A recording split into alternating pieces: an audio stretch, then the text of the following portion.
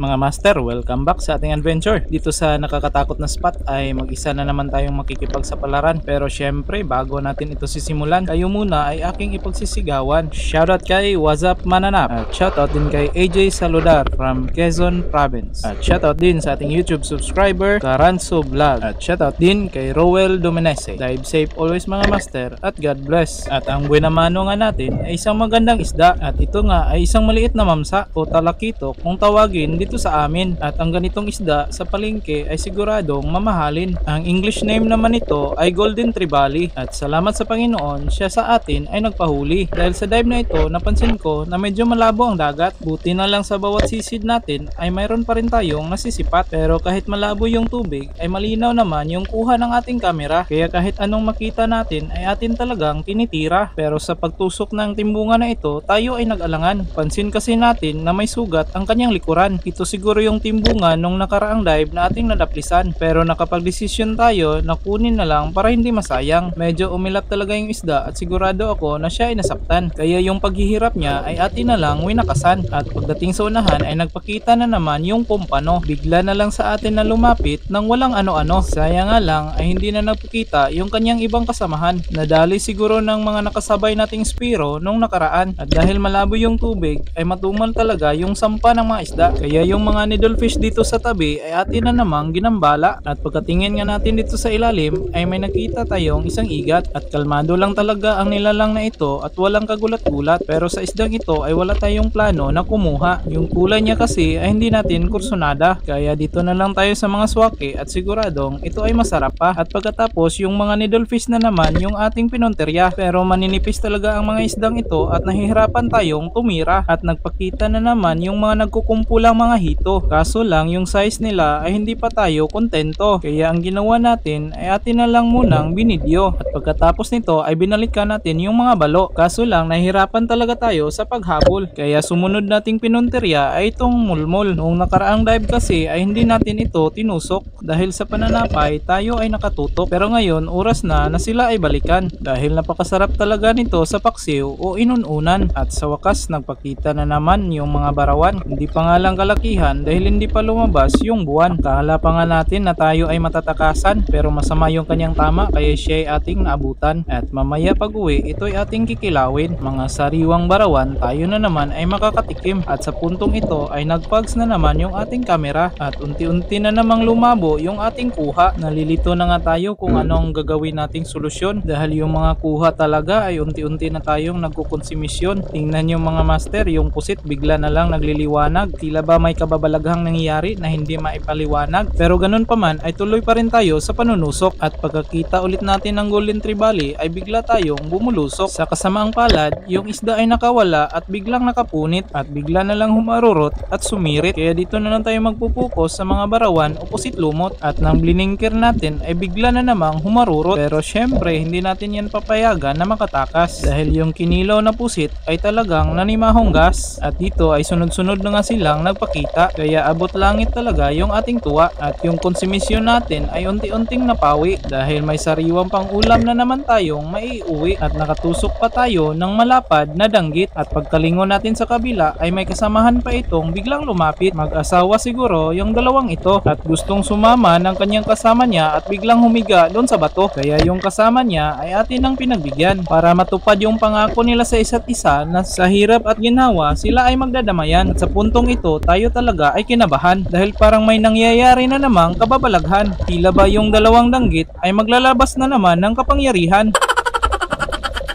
At unti-unti na nga nilang pinapalabas yung kanilang aura. Kaya sa kaba natin ay agad-agad din natin silang binulsa. At nakakita na naman tayo ng kakaibang nilalang. At yung daliri natin ay muntik pang mapuruhan. Nahawakan kasi natin yung tinik sa kanyang buntot. Buti na lang may gloves tayo at hindi masyadong nakatagos. Dahil kung nagkataon talaga na ito'y bumaon sa ating daliri, panigurado sa gitna ng dagat tayo ay mapapatili.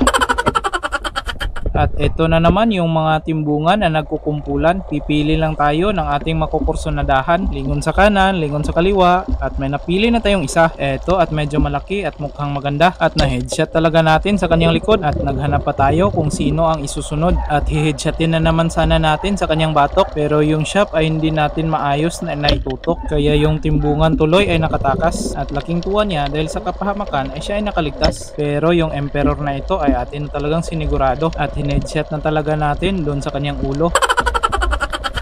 At pati yung Emperor na ito ay mayroon ding kapangyarihan at nagtatangka pa sa atin ay lumaban. Pahelp naman mga master at nang yung problema sa ating camera ay ating masolusyonan. At dito sa parting malalim tayo ay nagulat. Ngayon lang tayo nakakita ng mga hito sa ibabaw ng dagat. Pero pass muna tayo sa hito at dito muna tayo sa makabinhi para dumami yung ating biyaya at tayo na ay makakauwi. Dahil sa spot na ito tayo lang talaga mag-isa yung naglalangoy at baka maya maya may sasabay sa atin na Shokoy. At ito yung mga blessings natin sa gabing ito mga master. Sa pusit pa lang ay solve na tayo kahit yung binyahe natin ay medyo malayo. Salamat sa Panginoon tayo ay ginabayan. Kahit mag-isa lang tayo ay hindi tayo pinabayaan. Kaya tara na, ano pang hinihintay natin? At yung mga pusit ay atin ang kikilawin.